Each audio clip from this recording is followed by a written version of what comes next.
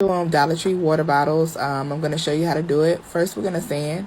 We're going to sand every place that you want to paint. I'm not going all the way to the top because I'm doing something uneven for my design. So I'm just going to sand everywhere I need to paint, including the bottom. Sand, sand, sand all the way around. And that's it for that.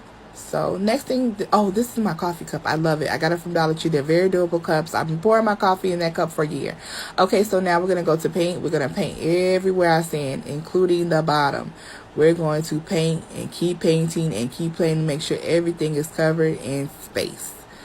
Okay, so the next thing we're going to do is, guess what? Distress look.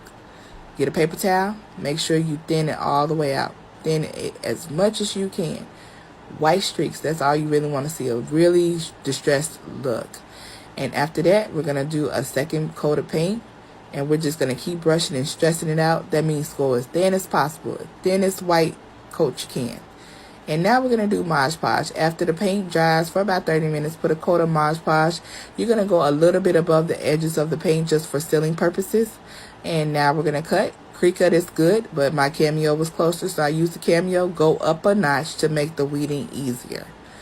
Okay, so now weeding. Please be careful if you have details on your design.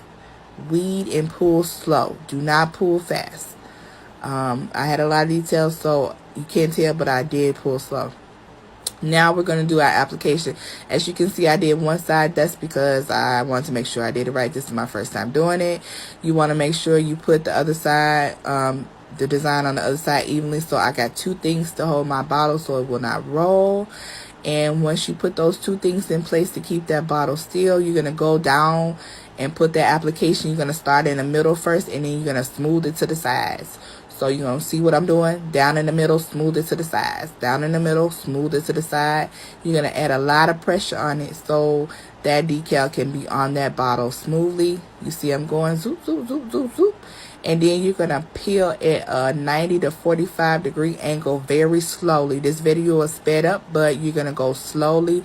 And you can see that I'm also putting my fingers on the things that pop out so I can have a good sealing on it.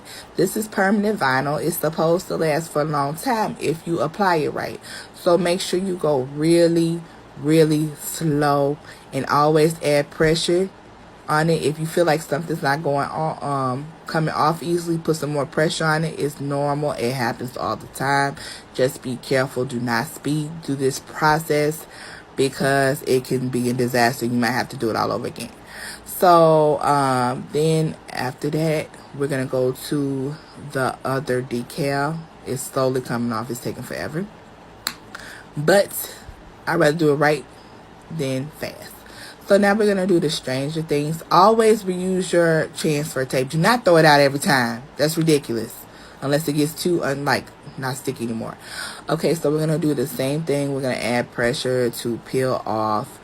And then we're going to align it. And we're going to make sure it's aligned. Please align it before you put it down there. Just do that. Because it's going to be a mess. So I'm making sure it's aligned right. Then I'm putting it down. I'm going to smooth it out. And then I'm going to pull it back slowly. And after that, we're going to go to our third coat, which is going to be the polycrylic. I love polycrylic because epoxy does not work good on plastic. To me, it looks tacky. And the polycrylic is also going to give my design the distressed look I want for the background. That's just my thing. If you wanted a smooth design, give the polycrylic about 45 minutes between each coat for it to dry. But since I wanted the distressed look, I did two within like 15 minutes. And that was it. I added glitter because it's for a girl. So that's my last coat. But that's it. Do me a favor. I need 1,000 followers on TikTok to go live and do more crafting. So please like, share. Thank you, and follow.